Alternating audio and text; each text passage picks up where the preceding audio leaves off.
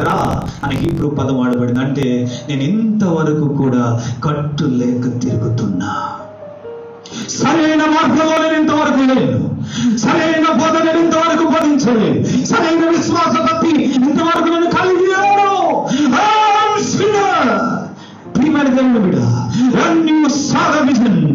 నువ్వు దర్శనం ఎప్పుడైతే చూస్తావో ఆ దర్శనం నీకు ఎదురయ్యే మొదటి అనుభవం ఏంటో తెలుసా? నీవు పాపివని గుర్తిస్తావు. నువ్వు పాపివని గుర్తిస్తావు. అందుకే ఇక్కడ దేవుడు యెషయాకు ఆ విషయాన్ని చూపిస్తున్నాడు. తన అంతరంగపు లోతులోనికి తాను పరిశీలన చేసుకునగలిగినట్లుగా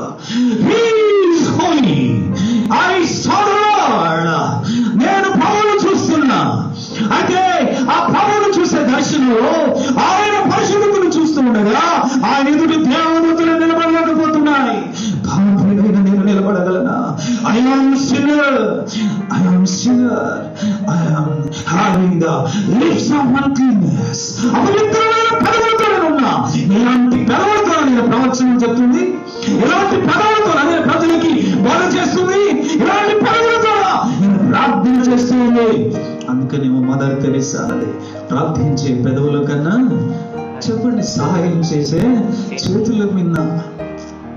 ఎలాంటి పెదవులతో ఇంతవరకు ప్రజలకు వాక్యాన్ని బోధిస్తున్నాడు అంటే తన అంతరంగంలో పాపం ఉంచుకొని ప్రజలకు దేవుని ప్రవచనాన్ని వాక్యానుసారంగా బోధిస్తున్నాడు. మన వివాదము తీర్చుకున్నాము. మీ పాపములు అరుణ్యమైన అన్ని హిమమ వలె తెల్లగా చేయబడతాయి. మీ పాపములు కెంపు వలె ఎర్రనివైన అన్ని గొర్రె పుచ్చు వలె తెల్లగా చేయబడతాయి. మీ పాపములు మీ పాపములు మీ పాపములు. ఎవరి పాపములు?